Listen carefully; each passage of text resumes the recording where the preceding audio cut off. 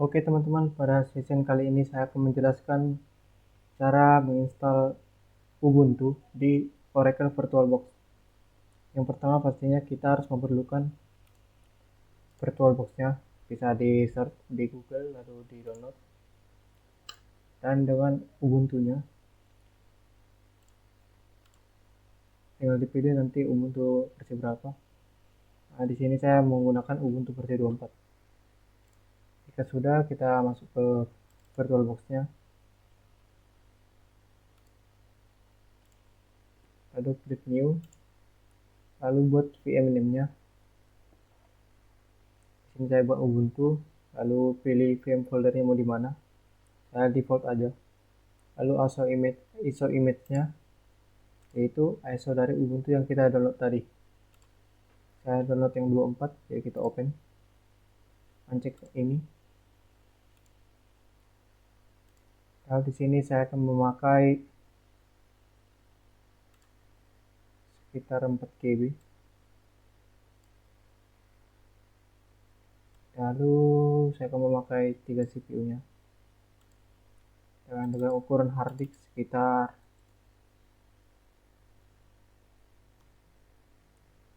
50 GB.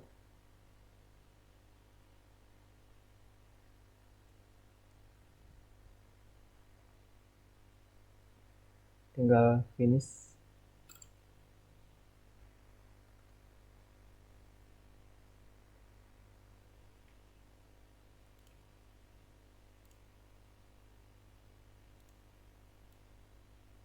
Di sini saya ingin meningkatkan video memorinya biar refresh rate-nya itu lebih tinggi. Kalau kita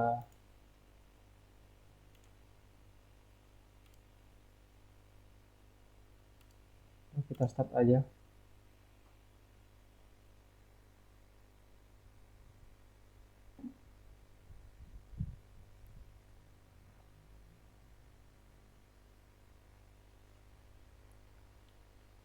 Oke, di sini kita dihadapi 3 pilihan. Kita pilih yang paling atas, install Ubuntu.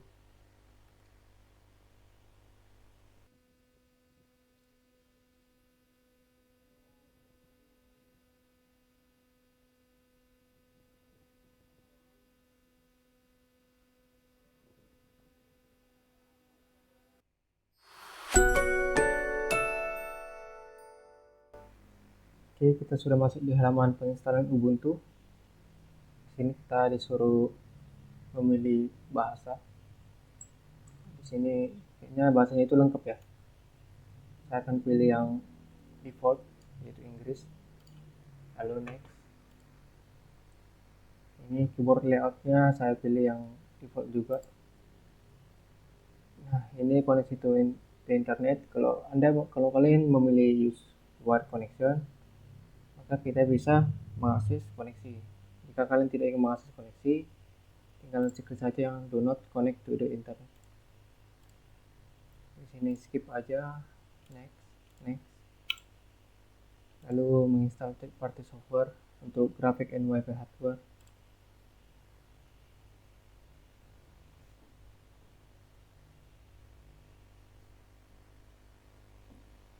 Ini kita akan melakukan penginstalan manual untuk disk setupnya.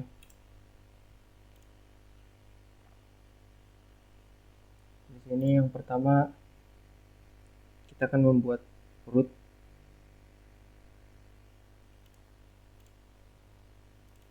sebesar 20 GB.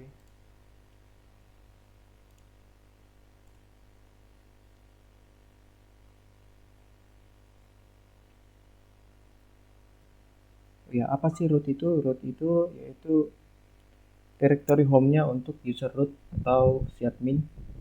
Jadi di sini akan berisi file-file dan konfigurasi khusus yang hanya bisa diakses oleh si admin. Jadi kita isi 20 GB. Oke, lalu lanjut ke home. Nah, home ini yaitu tempat penyimpanan data pribadi si user. Jadi semua game atau gambar atau file atau musik apapun yang kita download atau kita miliki akan tersimpan di home. Sini kita buat aja sekitar 20.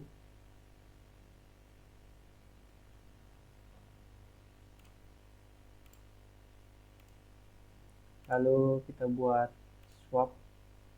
Nah, swap ini yaitu semacam virtual RAM, yaitu kayak ruang cadangan di hard disk yang digunakan sebagai tambahan RAM virtual ketika si RAM fisik di laptop kita itu penuh. Ya, ini akan menjadi backup untuk agar kita tidak mengalami crash. Tadi kita pakai RAM-nya itu 4 dikali 2 berarti kita akan membuat 8 GB.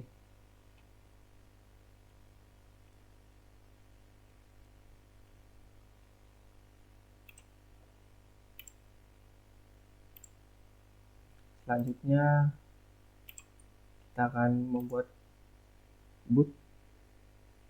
Boot ini itu semacam tempat file penting untuk ngebangun sistem waktu kita itu nyalain PC.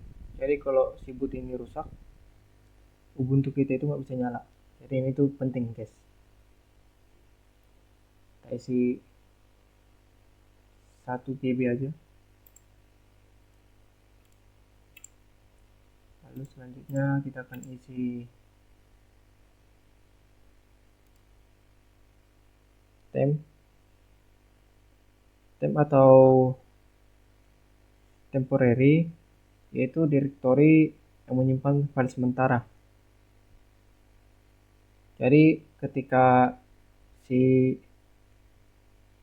folder ini ketika sistemnya itu udah di reboot, kayak dimatikan lalu dinyalakan lagi, maka file yang di sini tuh otomatis terhapus. Jadi ini ya memang file sementara sih, tempat untuk file sementara.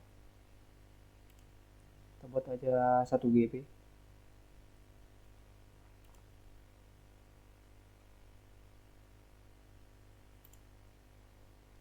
Selanjutnya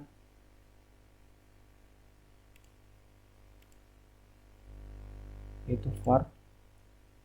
Var ini singkatan dari variabel, jadi di sini akan berisi file-file yang sering berubah-ubah. Contohnya kayak log system, mail, atau database sementara. Kita bisa buat ini sebesar 1,5 GB aja.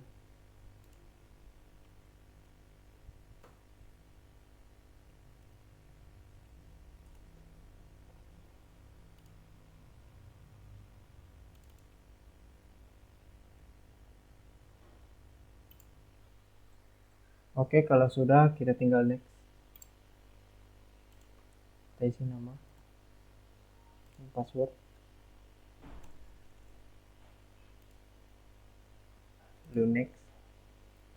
Di sini ada select your time zone, ya bisa kita pilih mana saja. Tapi di sini saya akan memilih di Jakarta. Saya tinggal install.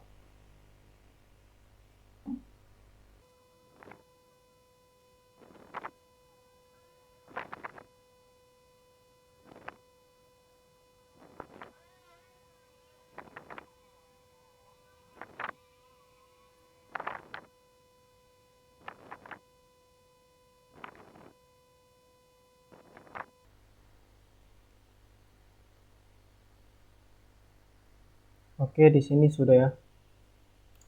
Kita akan coba lihat directory yang kita buat tadi. Nah, di sini ada ya. Oke, selanjutnya kita akan mencoba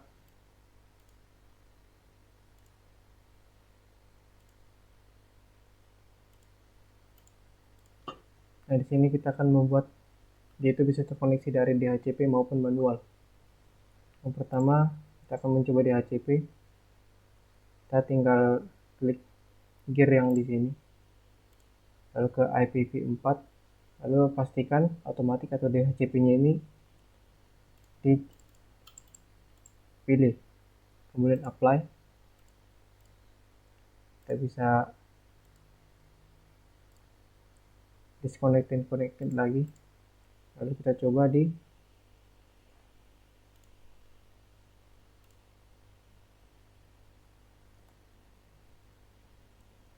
google.com.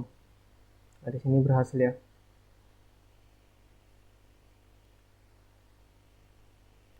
Kalau untuk secara manual atau secara statis, tinggal kita pergi ke wired lagi, setting, lalu di sini kita akan pilih manual. Nah, kita tinggal mengisi address, admask, gateway, dan DNS-nya. Dari sini saya akan mengubah addressnya itu 10.02.20, SP-nya yang, lalu gateway-nya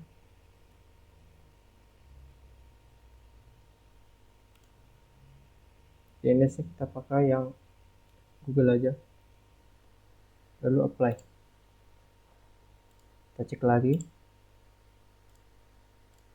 tinggal kita connected lagi.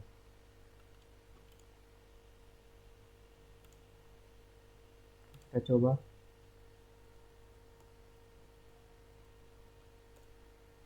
berhasil juga ya. Atau kita coba buka Firefox dah.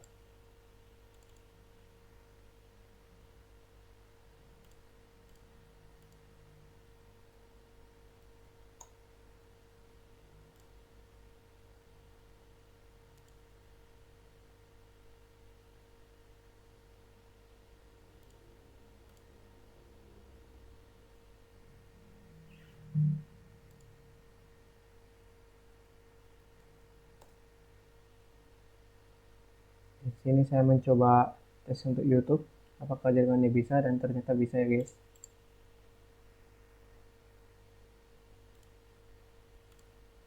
Jadi mungkin cukup sekian tutorialnya. Semoga bermanfaat. Terima kasih.